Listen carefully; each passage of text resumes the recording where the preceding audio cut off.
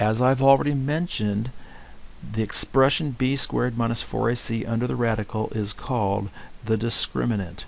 And that's vocabulary that you really should know. And we do have three cases. If the discriminant is negative, you're going to have having the square root of some negative number like negative 16. What does that mean? That means there are two complex solutions. Now, why am I saying two? Well, technically there is a plus or minus in front of that radical, which is going to give us two solutions to this equation. Now, if the discriminant is 0, you have negative b plus or minus the square root of 0 over 2a. Well, we could ignore that whole plus or minus 0 stuff, and we really only have negative b over 2a. So there is one.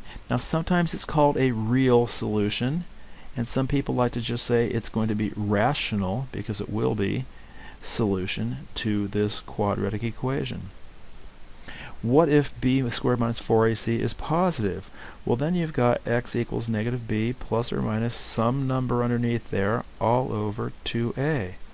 The plus or minus tells us that there will be two solutions, and the square root of something tells us we're going to have real solutions. So there are two real solutions.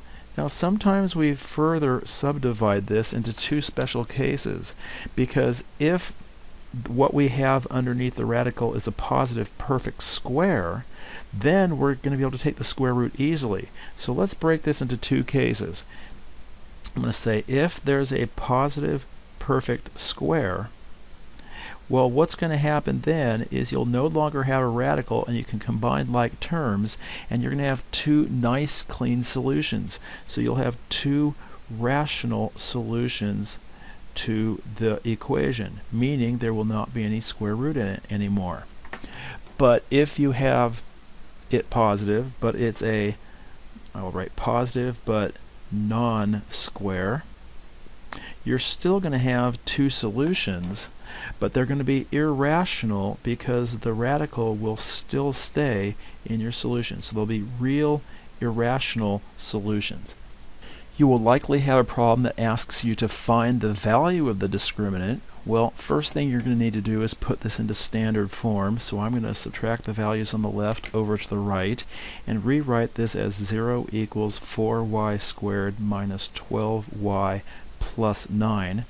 And then we want to evaluate the expression b squared minus 4ac.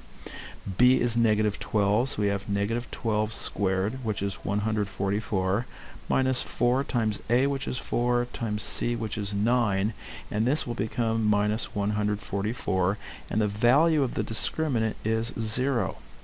Now, what does that tell you about the nature of the solutions?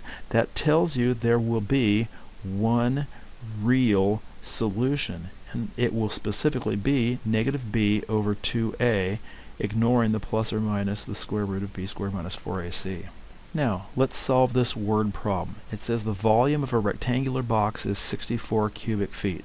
I'm going to draw a rectangular box here really quickly, because sometimes it helps to have a visual. If the width is 3 times the height, well, I'm going to use h for height, and the width will be 3 times the height, and the length is 9 times the height. Now I've got the dimensions here of this rectangular box. We know that volume is length times width times height, so height times 3 height times 9 height will be the volume of 64. So I've got 27h cubed on the left equals 64 on the right, and I can solve for h rather easily. I can divide each side by 27 to get 64 over 27, and then I'm going to take the cube root of each side of the equation. Now, luckily, we have perfect cubes on the right, and so we will have 4 over 3 as the height. Now, let's find the rest of the dimensions. We know we need 3h and 9h. 3h, which is going to be the width, will just be 4 feet, and the length, which will be 9 times the height, or 3 times what we just found, will be 12 feet.